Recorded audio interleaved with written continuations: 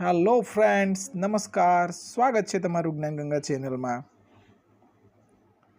આજનો આપણો સબ્જેક્ટ છે સીઈટી 22/3/2025નું સોલ્યુશન.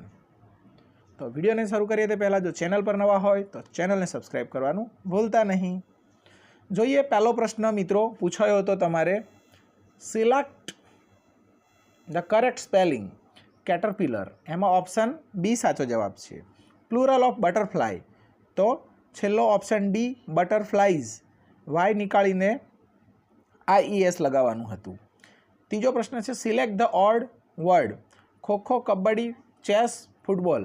તો ખોખો, કબડ્ડી, ફૂટબોલ બહારની રમત છે એટલે ચેસ અંદરની રમત છે, તે જવાબ આવશે આપણો option C. I have seen you somewhere, do I know you, શું હું તમને જાણું છું, એટલે ઓપ્શન એ આવશે. I have not eaten anything since morning, મેં સવારથી કંઈ ખાધું નથી. ખાલી જગ્યા આઈ ફીલ અનવેલ, તેથી મને સારું નથી, તો તેથી માટે ધેરફોર આવશે ઓપ્શન સી. છઠ્ઠો પ્રશ્ન છે we dash watching TV last night, અમે ગઈકાલે રાત્રે ટીવી જોઈ રહ્યા હતા, તો વી વેર આવશે. We were watching TV last night. Dash did the flowers love the little children, તો આવશે why did the flowers love the little children, બાળકો ફૂલો નાના બાળકોને કેમ પ્રેમ કરી રહ્યા હતા. આઠમો પ્રશ્ન છે બોક્સનું બહુવચન શું થાય, તો બોક્સનું બહુવચન બોક્સીસ થાય. લીંબુનો સ્વાદ કેવો હોય છે, બીટર, સ્પાઇસી, સ્વીટ કે સોર, તો જવાબ આવશે સોર. જોઈએ આગળનો પ્રશ્ન, ખાલી જગ્યા માટે યોગ્ય વિકલ્પ પસંદ કરો. શી ઇઝ ખાલી જગ્યા મહેશ, નીતા, મહેશ એન્ડ નીતા કે નીતા એન્ડ મહેશ, તો અહીંયા શી આપ્યું છે એટલે નીતા જવાબ આવશે ઓપ્શન બી. આપેલ વિધાનોમાં ખોટું વિધાન કયું છે, તો અહીંયા ઓપ્શન એ નીલ આર્મસ્ટ્રોંગ ચંદ્ર પર ચાલનાર પ્રથમ માણસ હતો, એ સાચું છે. સુદ એકમથી પૂનમ સુધીના પખવાડિયાને અજવાળિયું કહેવાય, એ પણ સાચું છે. વદ એકમથી અમાસ સુધીનું પખવાડિયું અંધારિયું કહેવાય, તે પણ સાચું છે. તો ઓપ્શન 2011માં સુનિતા વિલિયમ્સે લાંબી અવકાશી યાત્રાની કીર્તિ નોંધાવી, એ વિધાન ખોટું છે. ઉપરકોટા કિલ્લો કયા શહેરમાં આવેલો છે, તો જૂનાગઢ. નીચેનામાંથી કયો પદાર્થ પાણી પર તરે છે, તો બરફ. કયા અંગમાં ન પચેલ ખોરાકમાં પાણીનું શોષણ થાય છે, તો મોટું આંતરડું. નીચેનામાંથી કયો કારીગર કુહાડી અને દાંતરડું બનાવે છે, તો લુહાર. શરીરમાં શક્તિ મેળવી રાખવા માટે નીચેનામાંથી શું મદદરૂપ થાય છે, તો વિટામિન સી. નીચેનામાંથી કયું પ્રાણી વિદ્યુત સંકેત દ્વારા ચેતવણી આપે છે, તો કૂતરો. હવે જોઈએ આગળનો પ્રશ્ન, સાપ વિશે નીચેનામાંથી કયું વિધાન સાચું નથી, તો સાપને 4 પોલા દાંત હોય છે.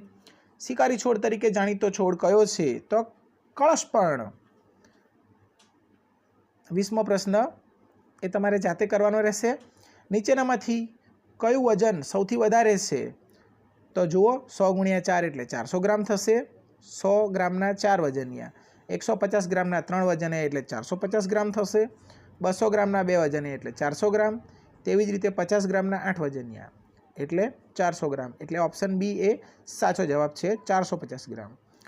3625માં 6 અને 2ના સ્થાન કિંમતનો તફાવત કેટલો થાય. 6ની સ્થાન કિંમત 600, 2ની સ્થાન કિંમત 20, તફાવત એટલે બાદબાકી. 600 - 20 580 આવે.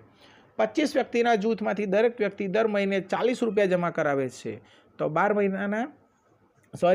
1 મહિનાના એ લોકોના થશે 25 × 40 1000 રૂપિયા, અને 12 મહિનાના થશે 12000. તેવી જ રીતે 5 વર્ષ સુધી એટલે 12 × 5 = 60,000 રૂપિયા થશે. 1 કિલોગ્રામ દૂધીનો ભાવ 20 રૂપિયા છે, માટે 3/4 15 રૂપિયા થશે, એટલે 1 કિલોના 20 રૂપિયા છે, તો 4 કિલોના 80 રૂપિયા થશે, અને બીજા 15 રૂપિયા એટલે 95 રૂપિયા થશે. અહીંયા દર્પણ આકૃતિ શોધવાની હતી 25મા પ્રશ્નમાં, ઓપ્શન ડી એ સાચો જવાબ છે. 26મો પ્રશ્ન, 4, 6 અને 5નો સામાન્ય ગુણક કયો છે, એટલે કે લસા કયો છે, તો 60 આવશે. એક રૂમ 8 × 16 ફૂટનો છે, તો નીચેનામાંથી કયા પ્રકારની લાદી ખરીદો તો યોગ્ય લાદી કાપીને જ લગાવી શકાય, તો 4 × 4 ફૂટની લાદી. મોહન 2 અને 15 કલાકે વાંચવાનું શરૂ કર્યું હોય, તો તેને 90 મિનિટ સુધી વાંચ્યું હોય, તો કેટલા કલાક સુધી વાંચ્યું હશે, તો 3 અને 45, કેમ કે 2:15 થી 3:15 1 કલાક, અને બીજી 30 મિનિટ, એટલે 3:15 થી 30 મિનિટ ગણીએ તો 45, 3 45 જવાબ આવશે. 1 પૈસા બરાબર કેટલા રૂપિયા થાય? તો 0.01. નિહિર 50 રૂપિયાની નોટ લઈને કેળા ખરીદવા જાય છે. 2.50 રૂપિયાના એક એવા 16 કેળા ખરીદે છે. એટલે કેળાની કિંમત થશે 16 ગુણ્યા 2.50 40 રૂપિયા. 50 રૂપિયા આપે છે તો એને 10 રૂપિયા પાછા મળશે. હવે જોઈએ, એક ચોરસ ખેતર કુલ 400 ચોરસ સેમી જગ્યા રોકે છે તો તેની લંબાઈ કેટલા મીટર હશે? તો 400 ક્યારે થાય? 20 ગુણ્યા 20 કરીએ તો 400 થાય. એટલે આપણો જવાબ લંબાઈ છે 20 મીટર. જો 1 ડઝન કેળાનો ભાવ 121 રૂપિયા હોય તો 1 ડઝન કેળાનો 11 રૂપિયા થશે. જો 11 ડઝન કેળાનો ભાવ 21 રૂપિયા હોય તો 1 ડઝન કેળાનો ભાવ 11 રૂપિયા થશે. 5 ડઝન લેવાના છે એટલે 11 પંચા 55. એટલે આપણો જવાબ ઓપ્શન ડી થઈ જશે. જો એ કારની ગતિ 20 કિલોમીટર પ્રતિ કલાક છે અને બી કારની ગતિ 15 કિલોમીટર પ્રતિ કલાક છે તો 200 કિલોમીટર અંતર કાપતા લાગતો સમય કોનો વધારે હશે? જેની ગતિ ઓછી હોય, સ્પીડ ઓછી હોય તેને સમય વધારે લાગે. એટલે ઓપ્શન બી જવાબ છે. પણ અહીંયા બી અને ડી બંનેમાં બી આપ્યું છે. એટલે આપણે એક્ઝેક્ટ જવાબ શોધવા માટે શું કરવું પડે? તો 215થી ભાગવા પડે અને 220થી ભાગવા પડે. એટલે આપણને ખ્યાલ આવી જાય. એકમાં 10 કલાક લાગે છે, બીજામાં 13 કલાક. એટલે ઓપ્શન બી એ સાચો જવાબ છે. 1 થી 20 વચ્ચે આવતી અવિભાજ્ય સંખ્યાઓની સંખ્યા કેટલી છે? તો અહીંયા જવાબ 9 આપેલો છે, પણ એકચ્યુઅલીમાં 1 થી 20 વચ્ચે 8 સંખ્યાઓ આવે છે. પણ જો એકને ગણીએ તો ટોટલ 9 થશે. 2, 3, 5, 7, 11, 13, 17 અને 19 આવશે. નીચેનામાંથી કઈ આકૃતિઓનો છાંયાંકિત ભાગ સમાન છે? તો ઓપ્શન 3, 4 આપેલા છે. તેમાંથી છેલ્લો ઓપ્શન છે 1, 3 અને 4 આકૃતિ છે તે 1/3 ભાગ દર્શાવે છે. એટલે છેલ્લો જવાબ આપણો સાચો છે. અહીંયા આપણો 36મો પ્રશ્નનો જવાબ થશે ઓપ્શન બી. ચોરસ એટલે 5, ત્રિકોણ એટલે 3 અને ગોળ એટલે 2, 5 ને 3 8, 8 ને 2 10 ને 2 12. અહીંયા 12 સફરજન બનાવવા માટે તમારે ઓપ્શન બી લેવો પડશે. હવે જોઈએ કે અહીંયા આપણે 90 ડિગ્રી ફેરવશું તો કઈ બે આકૃતિઓ સેમ રહેશે? તો ઓપ્શન સી જવાબ સાચો છે. એ અને સીને આપણે ફેરવીશું 90 ડિગ્રી તો તેની તે જ આકૃતિ રહેશે. 38મો પ્રશ્ન, કયું જોડકું યોગ્ય નથી? અંતર માપવા માટે કિલોમીટર, સમય માપવા માટે પ્રકાશ વર્ષ, દળ માપવા માટે કિલોગ્રામ, અંતર માપવા માટે પ્રકાશ વર્ષ. તો ઓપ્શન બી, સમય માપવા માટે સેકન્ડની જરૂર પડે છે. એટલે આપણો ઓપ્શન જવાબ ખોટો જવાબ બી છે. અમદાવાદથી રાજકોટ જતી વખતે એક માઇલસ્ટોન ઉપર અમદાવાદ 124 કિમી તથા માઇલસ્ટોનની બીજી બાજુ રાજકોટ 156 કિમી લખેલ છે તો અમદાવાદ અને રાજકોટ વચ્ચેનું અંતર માપવા માટે બંનેને પ્લસ કરવા પડશે. એટલે જવાબ થઈ જશે 380. 156 વત્તા 124. હવે જોઈએ ચિત્રમાં કેટલા સળિયા છે જેની લંબાઈ 1 સેમીથી વધુ છે? તો અહીંયા 4 સળિયા મોટા દેખાય જ છે. એટલે આપણો જવાબ 4 છે. એક ચોરસની પરિમિતિ 100 છે. પરિમિતિ 100 હોય તો એના 4 ભાગ પાડવાના એટલે 25 25 થઈ જશે. એટલે લંબાઈ 25 આવે. અને ક્ષેત્રફળ શોધવું હોય તો લંબાઈ ગુણ્યા લંબાઈ 25 ગુણ્યા 25 625 આવશે. 1 મીટર ગુણ્યા 1 મીટર કપડામાંથી 10 સેમી ગુણ્યા 10 સેમીના કેટલા ચોરસ ટુકડા કરી શકાય? તો અહીંયા આપણે 1 મીટર ગુણ્યા 1 મીટરને આપણે સેન્ટીમીટરમાં ફેરવવું પડે. એટલે 100 ગુણ્યા 100 તો 10,000 થશે. અને 10 ગુણ્યા 10 એટલે 100. 10,000ને 100 વડે ભાગીશું તો 100.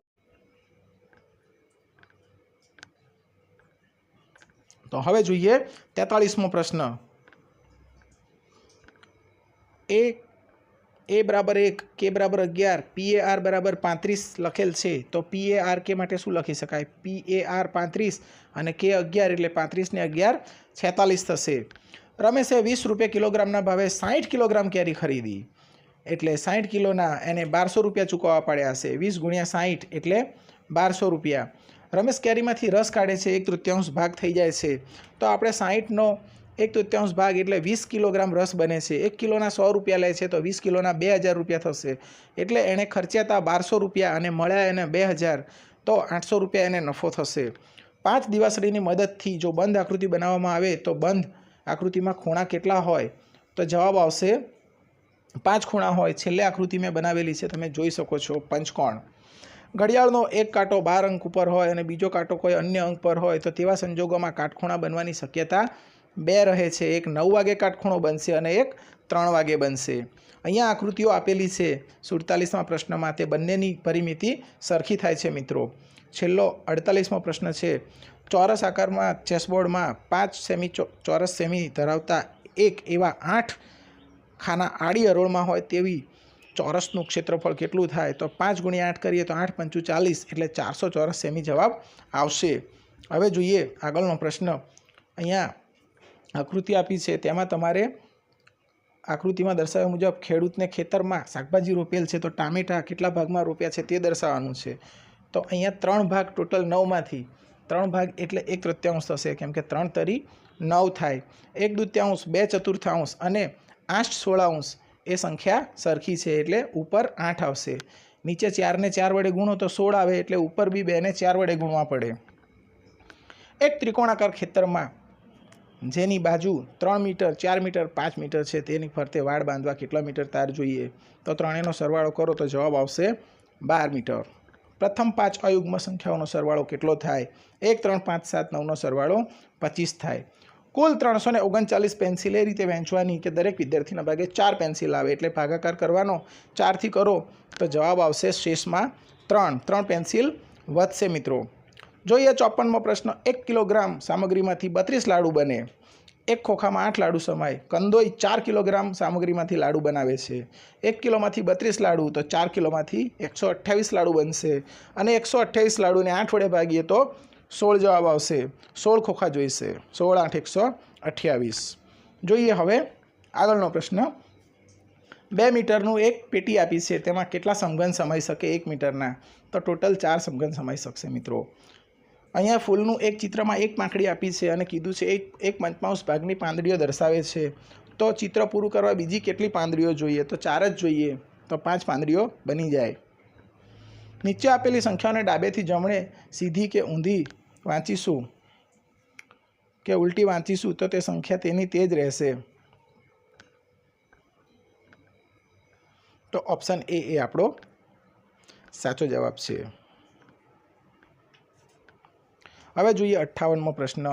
તો આકૃતિમાં જે છાयांકિત ભાગ છે તેનું ક્ષેત્રફળ કેટલું થશે? તો 8 ચોરસ મીટર થશે. આખા બોક્સને ગણવાના, તે 4 છે, અને અડધા બોક્સ છે તે 8 છે, એના અડધા કરી દઈએ એટલે 4, 4 ને 4 8 થશે. અહીંયા આકૃતિ ફરે છે. 3 ટપકા પહેલાં નીચે હતા, પછી ઉપર ગયા, પછી નીચે આવ્યા, પછી ઉપર જશે. છેલ્લો ગણિતનો પ્રશ્ન છે.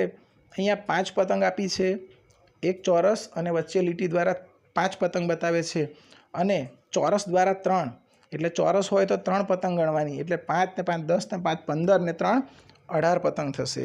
તો થેન્ક યુ ફ્રેન્ડ્સ. આજના વિડીયોમાં આપણે અડધું જ પેપર સોલ્યુશન મૂકી રહ્યા છે. બીજું પેપર આપણે નેક્સ્ટ વિડીયોમાં મૂકશું. Thank you very much. ફરી મળીશું નવા વિડીયો સાથે. ત્યાં સુધી આવજો. Bye bye. જો વિડીયો પસંદ આવ્યો હોય તો લાઈક કરી દેજો, ચેનલને સબસ્ક્રાઈબ કરી લેજો.